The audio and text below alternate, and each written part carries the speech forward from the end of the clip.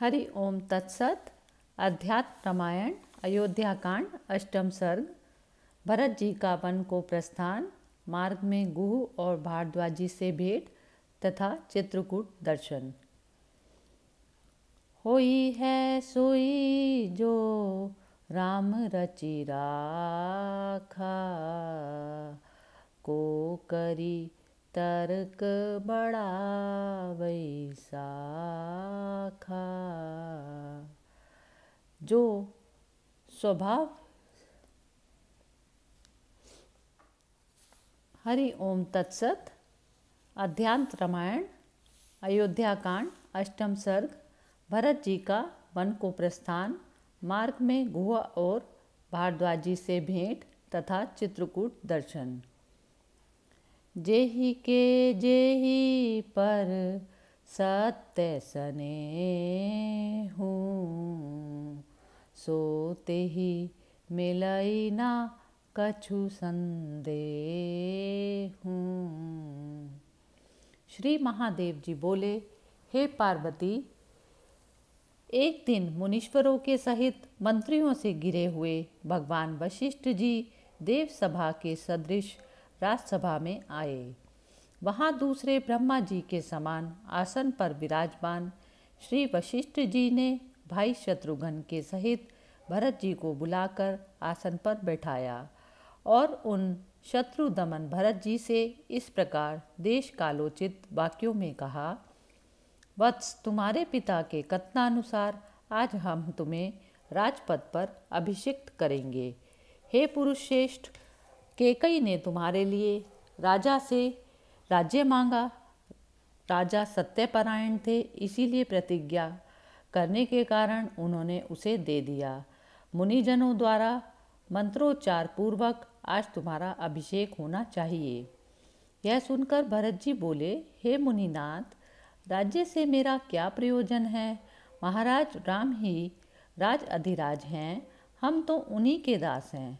कल प्रातःकाल राम जी को लाने के लिए हम शीघ्र ही वन को जाएंगे। मैं आप सब लोगों को और राक्षसी कैकेयी के सिवा अन्य सब माताएं ये सभी वन को चलेंगे। मैं क्या करूं? मैं तो इस नाम मात्र की माता कैकेयी को अभी मार डालता, किंतु श्री रघुनाथ जी मुझ स्त्री हत्यारे को क्षमा न करेंगे।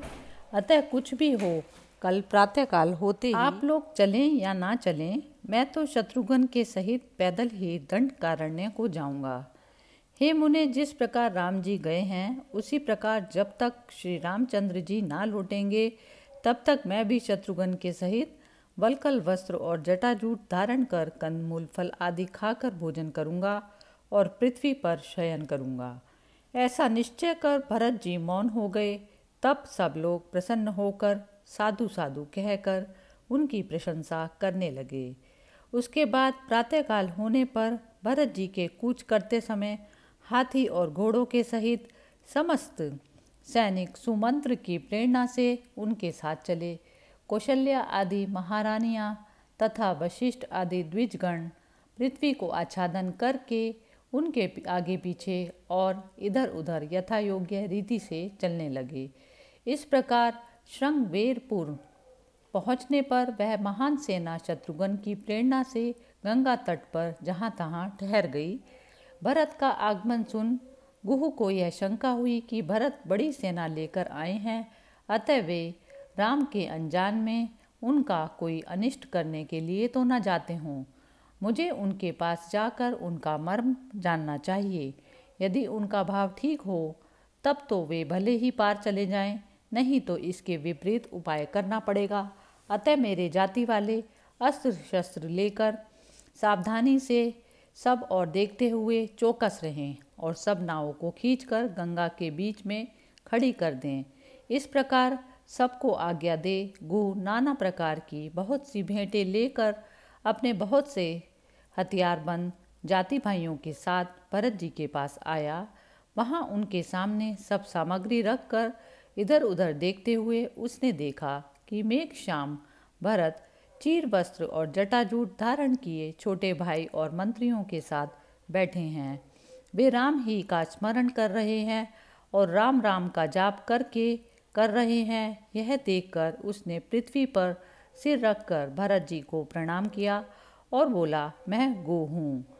भरत जी ने उसे शीघ्र ही उठाकर आदरपूर्वक गाढ़ आलिंगन किया और प्रसन्न मुख से उसकी कुशलता पूछकर उससे सखा भाव से इस प्रकार बोले, भैया तुम यहाँ श्री रामचंद्र जी के साथ रहे थे और निर्मल हृदय श्री राम ने नेत्रों में जल भरकर तुम्हारा आलिंगन किया था। तुमसे सीता और लक्ष्मण जी के सहित कमल नयन राम ने वार्तालाप किया, अतः तुम धन्य हो, तुम्हारा जीवन सफल है। हे सुवृत, तुमने श्री रामचंद्र जी को जहाँ देखा था मुझे वहीं ले चलो जहाँ वे सीता जी के साथ सोए थे। वह स्थान मुझे दिखाओ। तुम राम के प्रियतम सखा और भाग्यवान भक्त हो। इस प्रकार पुनः पुनः राम का स्मरण करने से भरत जी के नेत्रों में जल भर आया। इस प्रकार विरह व्याकुल हुए वे गुह के साथ उस स्थान पर जा पहुँचे जहाँ रात्रि के समय श्री राम ने निवास किया था।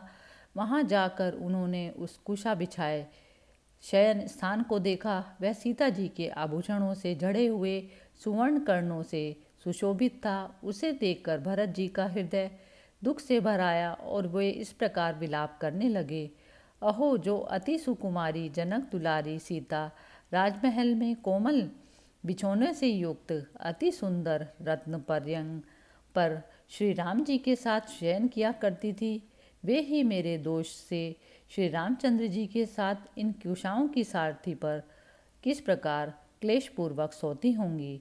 मुझे धिक्कार है जो मैं मूर्तिमान पाप पुंज के समान केकई के गर्भ से उत्पन्न हुआ। हाय, मेरे लिए ही परमात्मा राम को यह क्लेश उठाना पड़ा। आहा, महात्मा लक्ष्मण का जन्म अत्यंत सफल है, जो भगवान राम के वन में रहते समय भी सदा प्रसन्न मन से उन्हीं का अनुसरण करते हैं। जो लोग राम के दास हैं, उनके दासों का दास भी यदि मैं हो जाऊं तो मेरा जन्म सफल हो जाए, इसमें संदेह नहीं। भाई, यदि तुम्हें मालूम हो तो मुझे यह बताओ कि राम कहाँ हैं। वे जहाँ भी होंगे मैं तुम्हें तुरंत लाने के लिए वहीं जाऊंगा। गुह ने उनका चित्त शुद्ध देखकर स्नेहपूर्वक कहा, स्वामिन, आपकी कमल नयन सीता, राम और लक्ष्मण में ऐसी विशुद्ध भक्ति है, अतः आप धन्य हैं। छोटे भाई लक्ष्मण सहित श्री रामचंद्र चित्रकूट पर्वत के पास मंदाकिनी नदी के समीप मुनियों के आश्रम में रहते हैं। वहाँ जानकी जी के सहित भगवान राम आनंद और सुखपूर्वक विराजमान हैं। चलिए शीघ्र ही हम वहाँ पर चलते हैं। पहले आप लोग यहाँ गंगा जी पार कर ले। ऐसा कहकर उसने तुरंत ही सेना के सहित भरत जी को महानदी गंगा जी से पार करने के लिए 500 नावें मंगवाई और स्वयं एक राजनौका लेकर आया। उसमें भरत, शत्रुघ्न, राम की माता कौशल्या और वशिष्ठ जी को बैठाया और एक दूसरी नाव में केकई आदि अन्य राजमहिलाओं को सवार किया। इस प्रकार शीघ्र ही गंगा जी को पार करके वे भारद्वाज मुनि के आश्रम की ओर चले पड़े। वहाँ अपनी महान सेना को आश्रम से दूर छोड़कर भाई शत्रुघ्न के सहित भरत जी के आश्रम पर आए और प्रज्वलित अग्नि के समान तेजस्वी मुनिवर भारद्वाज को आश्रम में बैठे देख उन्हें अति भक्तिपूर्वक साष्टांग प्रणाम किया।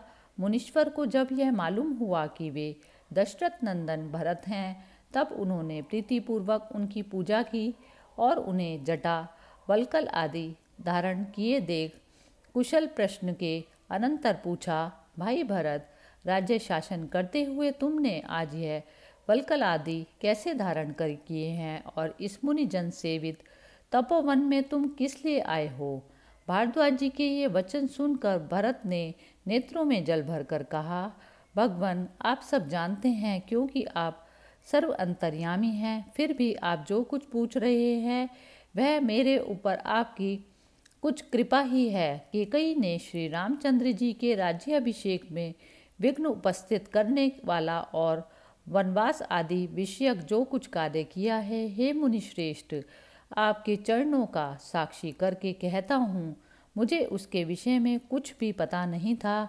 ऐसा कह उन्होंने अति आर्तचित होकर मुनि के चरण युगल को पकड़ लिया। भगवान, आप स्वयं जानते हैं कि मैं दोषी हूँ या निर्दोष। हे स्वामिन महाराज, राम के रहते हुए मुझे राज्य से क्या प्रयोजन है। हे मुनि श्रेष्ठ, मैं तो सदा से ही श्री रामचंद्र जी का दास हूँ। मुनि श्रेष्ठ, मैं तो सदा से ही श्री रामचंद्र जी का दास हूँ। अतः मुनिनाथ, मैं श्री रामचंद्र जी के पास जाकर उनके चरण कमलों में पढ़कर यह सारी राजपाट की सामग्री उन्हें सौंप दूंगा तथा वशिष्ठ आदि पुरजन और जनपद वासियों के साथ मिलकर उनका राज्य अभिषेक कर अयोध्या ले आऊँगा और अति तुच्छ दास के समान उन लक्ष्मीपति की सेवा करूँगा। मुनीश्वर ने भरत के ये उदार वचन सुनकर उन्हें हृदय से लगा लिया और विस्मयपूर्वक सिर सूंघ कर उनकी प्रशंसा करने लगे।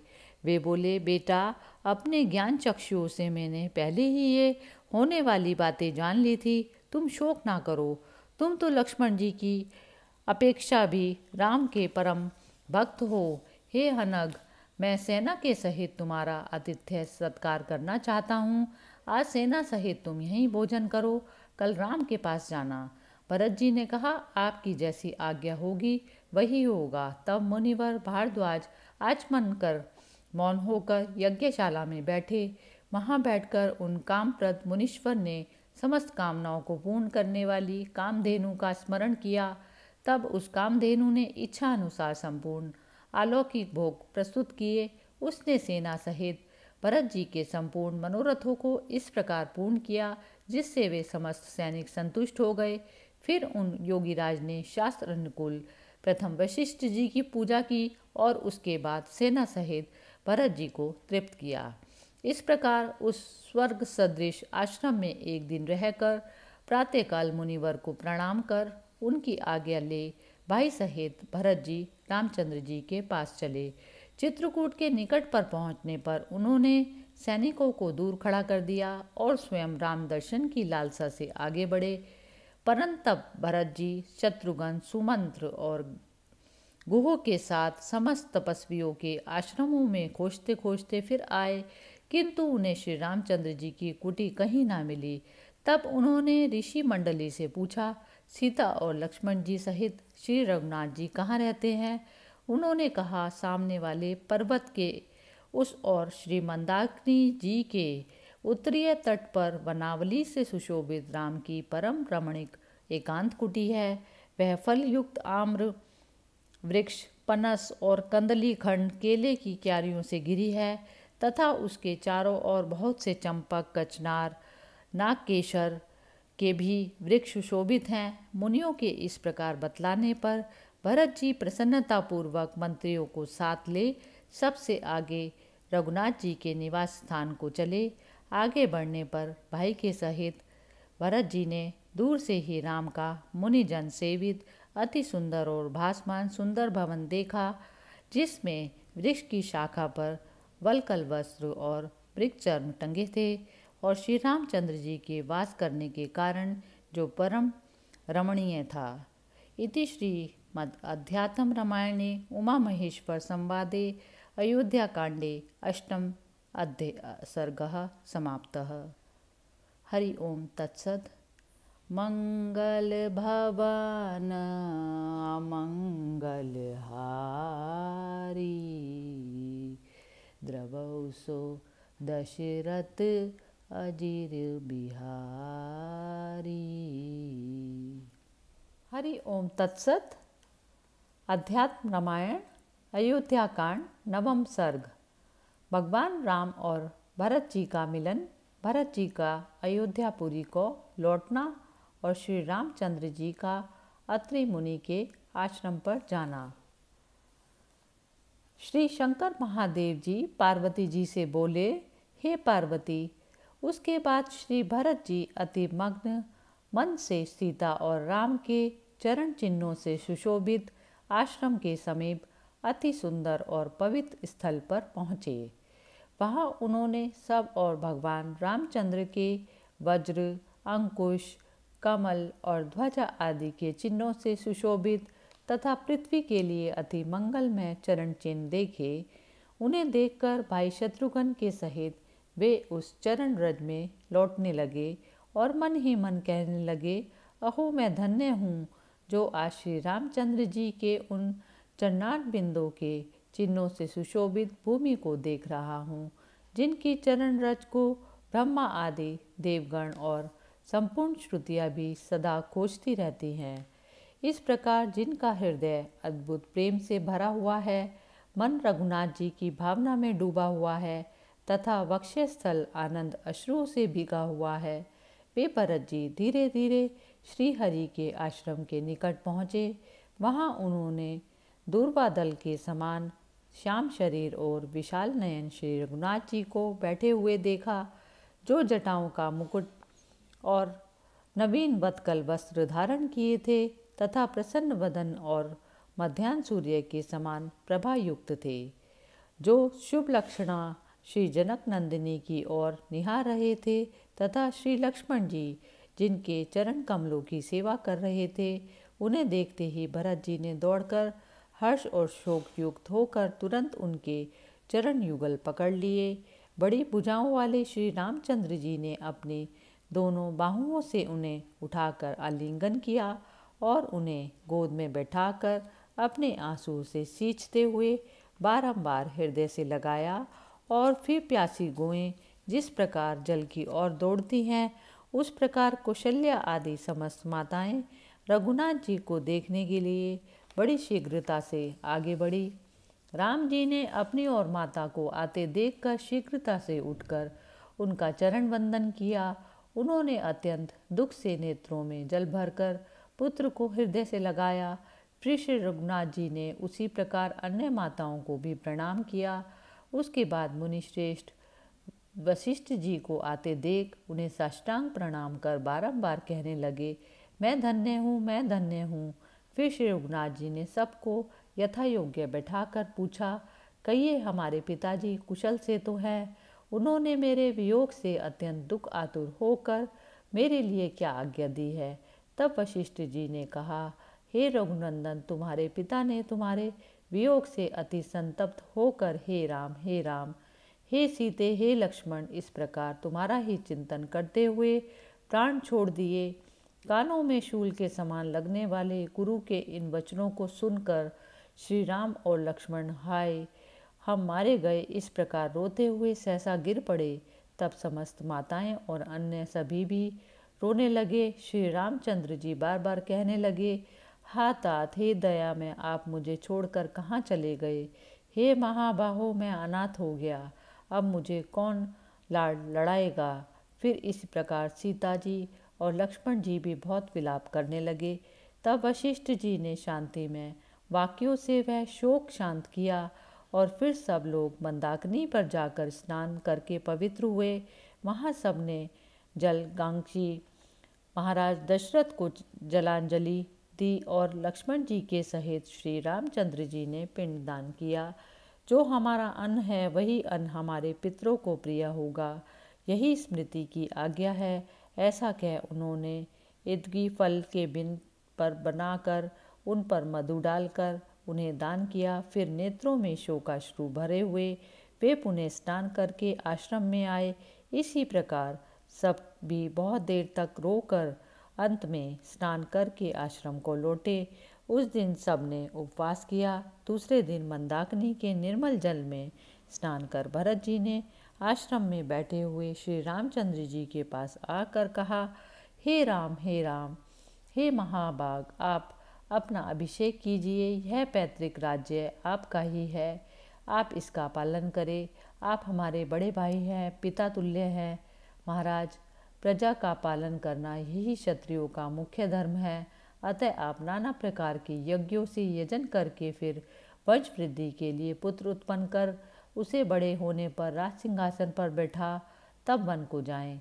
हे प्रभु, अभी वनवास का समय नहीं, आप मुझ पर प्रसन्न होइए।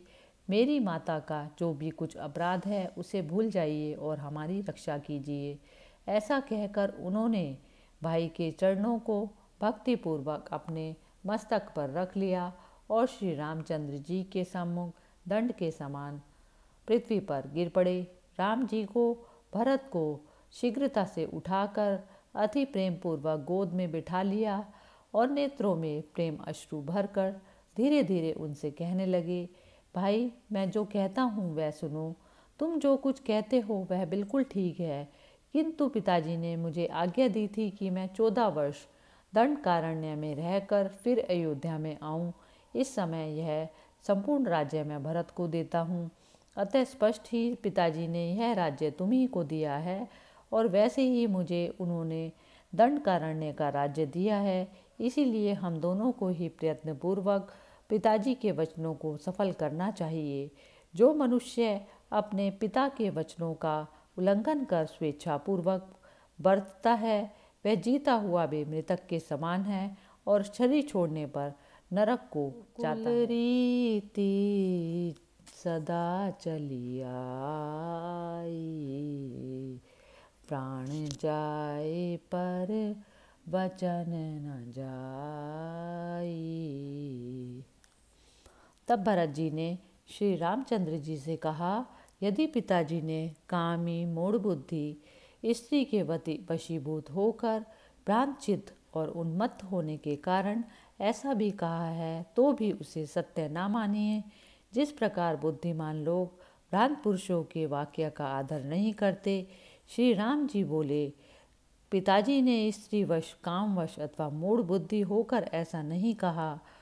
उन सत्यवादी ने अपने पूर्व प्रतिज्ञा अनुसार ही प्रतिज्ञा भंग के भय से ये वर दिए थे।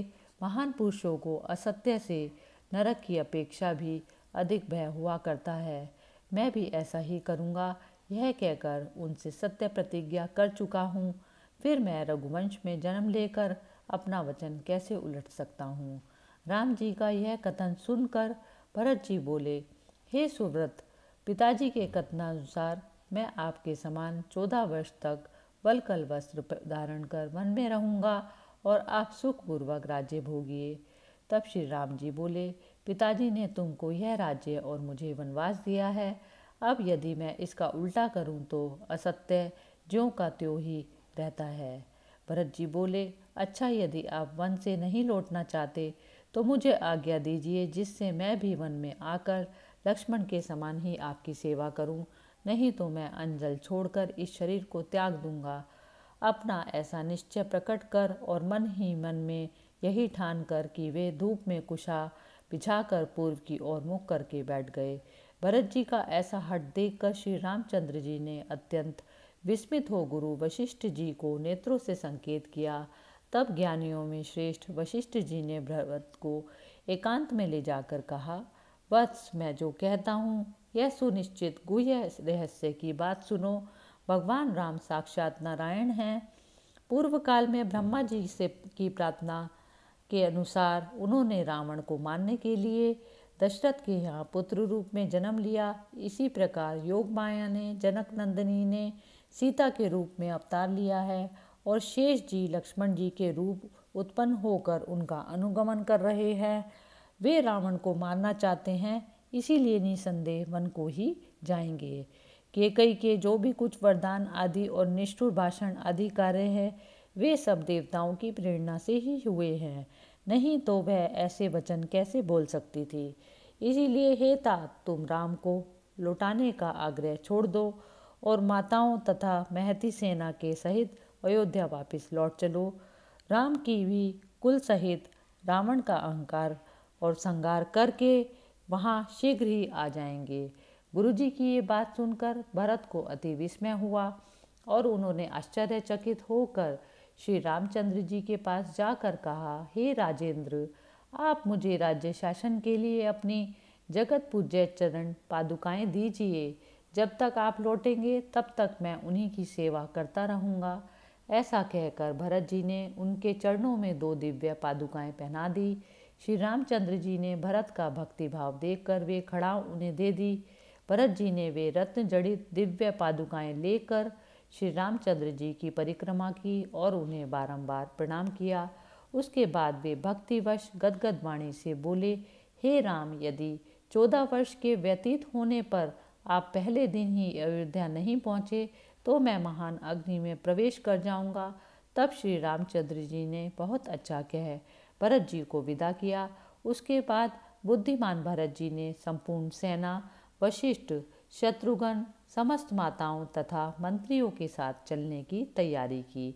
इसी समय कैकेयी ने एकांत स्थान में नेत्रों में जल भरकर हाथ जोड़कर श्री रामचंद्र जी से कहा, हे राम, माया से मुग्धचित हो जाने के कारण मुझ कुबुद्धि ने तुम्हारे राज्य अभिषेक में विघ्न डाला, सो मेरी इस कुटिलता को क्षमा करना, क्योंकि साधुजन सर्वदा क्षमाशील ही होते हैं।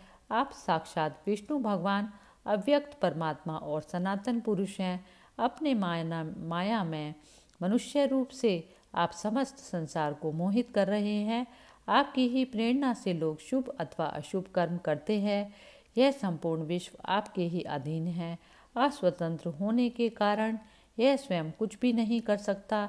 जिस प्रकार कृत्रिम नर्तकियाँ सूत्रधार के इच्छा अनुसार ही नाचती हैं, उसी प्रकार नाना आकार धारण करने वाली यह माया रूपिणी नटी आपके ही अधीन है। और हे शत्रु दमन, देवताओं का कार्य सिद्ध करने की इच्छा वाले आप ही के द्वारा प्रेरित होकर मुझ पापिनी ने अपनी दुष्ट बुद्धि से यह पाप कर्म किया था। आज मैंने आपको जान लिया। आप देवताओं के भी मन और वाणी आदि से परे है। हे विश्वेश्वर, हे अनंत, आप मेरी रक्षा कीजिए। हे जगन्नाथ निवास, आपको नमस्कार। हे प्रभु, मैं आपकी शरण हूँ। आप अपने ज्ञान अग्नि रूप से खड्ग से मेरे पुत्र और धन आदि के स्नेह बंधन को काट डालिए। कैकेयी के इस प्रकार के वचन सुनकर श्री रामचंद्र जी ने मुस्कुराकर कहा, हे महाभागे, तुमने जो कुछ कहा है वह ठीक ही है, मिथ्या नहीं। मेरी प्रेरणा से ही देवताओं की कार्य सिद्धि के लिए तुम्हारे मुख से वे शब्द निकले थे। इसमें तुम्हारा कोई दोष नहीं। अब तुम जाओ। अहर्निश निरंतर हृदय से मेरी ही भावना करने से तुम सर्वत्र स्नेह रहित होकर मेरी भक्ति द्वारा शीघ्र ही मुक्त हो जाओगी। मैं सर्वत्र समदर्शी हूँ। मेरा कोई भी प्रिय या अप्रिय नहीं है। मायावी पुरुष जिस प्रकार अपनी ही माया रचे पदार्थों में राग द्वेष नहीं करता, उसी प्रकार मेरा भी किसी में राग द्वेष नहीं है। जो पुरुष जिस प्रकार मेरा भजन करता है, मैं भी वैसे ही उसका ध्यान करता हूँ। हे माते, मेरी माया से मोहित होकर लोग मुझे सुख दुख के वशीभूत साधारण मनुष्य जानते हैं। वे मेरे वास्तविक स्वरूप को नहीं जानते। तुम्हारा बड़ा भाग्य है जो तुम्हें संसार भय को दूर करने वाला मेरा तत्व ज्ञान उत्पन्न हुआ है। तुम मेरा स्मरण करती हुई घर ही में रहो। इससे तुम कर्म बंधन में नहीं बंधोगी। रामचंद्र जी के इस प्रकार कहने पर कैकेयी ने आनंद और विस्मय पूर्वक राम की परिक्रमा और पृथ्वी पर सिर रखकर उन्हें सैकड़ों बार प्रणाम कर कर प्रसन्नता पूर्वक अपने घर को चली गई तथा भरत जी, मंत्रीगण, माताओं और वशिष्ठ जी के साथ श्री रामचंद्र जी का ही स्मरण करते हुए शीघ्रता से अयोध्या को चले। उदार बुद्धि भरत जी समस्त पूर्ववासी और देशवासियों को यथा योग्य अयोध्यापुरी में बसाकर स्वयं नंदीग्राम को चले गए। वहाँ एक सिंहासन पर उन दोनों पादुकाओं को रखकर वे श्री रामचंद्र जी के समान ही उनकी नित्य प्रति भक्तिपूर्वक गंध, पुष्प और अक्षत आदि संपूर्ण राजोचित सामग्री से पूजा करने लगे। इस प्रकार भरत जी कंद मूल फल खाते, इंद्रिय दमन करते, जटा और वल्कल धारण करते, पृथ्वी पर शयन करते और ब्रह्मचर्य का पालन करते हुए शत्रुघ्न के साथ रहने लगे। पृथ्वी के जितने राज्य कार्य होते उन सबको वे रघुश्रेष्ठ पादुकाओं के सामने निवेदन कर दिया करते थे। इस प्रकार रामचंद्र जी के आगमन की प्रतीक्षा से अवधि के दिन गिनते हुए वे राम में ही मन लगाकर साक्षात ब्रह्म ऋषि के समान रहने लगे। इधर रामचंद्र जी ने भी मुनियों से घिरे रहकर सीता और लक्ष्मण जी के साथ चित्रकूट पर्वत पर कुछ दिन बिताए। रामचंद्र जी को सीता और लक्ष्मण के साथ चित्रकूट पर विराजमान सुनकर आसपास के नगर निवासी उनके दर्शनों की इच्छा से सदैव आया करते थे। रामचंद्र जी ने उस भीड़ भाड़ को देखकर और अपने दंडकारण्य में जाने के कार्य को भी विचार कर उस पर्वत को छोड़ दिया। वहाँ से चलकर वे सीता तथा लक्ष्मण के सहित अत्रि मुनि के अति उत्तम और जनसुमा शून्य आश्रम में आए, जो सब प्रकार से सुखपूर्वक रहने योग्य था। वहां पहुंचने पर उन्होंने अपने आश्रम में विराजमान और संपूर्ण तपोवन को प्रकाशित करते हुए मुनीश्वर के पास जा उन्हें दंडवत प्रणाम किया। मैं राम आपका अभिवादन करता हूँ। मैं पिता की आज्ञा से दंडकारण्य में आया हूँ। इस समय वनवास के मिश से भी आपका दर्शन कर मैं कृतार्थ हो गया। रामचंद्र जी के ये वचन सुन मुनीश्वर ने उन्हें साक्षात पर ब्रह्म जान उनकी अत्यंत भक्तिपूर्वक विधिवत पूजा की। फिर वन्य फलों से उनका आतिथ्य सत्कार करके उन्हें आसन पर विराजमान करके रघुनाथ जी महारानी सीता और लक्ष्मण जी से प्रसन्नतापूर्वक इस प्रकार कहा, मेरी भार्या अनसुईया नाम से विख्यात है। वह अति वृद्धा है, बहुत दिनों से तपस्या करती है, धर्म को जानने वाली है और धर्म में प्रेम रखने वाली है। इस समय वह कुटी के भीतर है। हे शत्रुदमन राम, सीता उससे मिलने। तब कमल लोचन रामचंद्र जी ने बहुत अच्छा कह जानकी से कहा, हे शुभे जाओ, तुम शीघ्र ही देवी अनसुईया जी को प्रणाम कर आओ। सीता जी ने बहुत अच्छा कह रामचंद्र जी की आज्ञा का पालन किया। अनसुईया जी ने अपने सम्मुख सीता जी को दंड के समान पड़ी देख अति हर्षित हो बेटी सीता ऐसा कहकर आदरपूर्वक आलिंगन किया और भक्ति सहित उन्हें विश्वकर्मा के बनाए हुए 2 दिव्य कुंडल और 2 स्वच्छ रेशमी साड़ियाँ दी।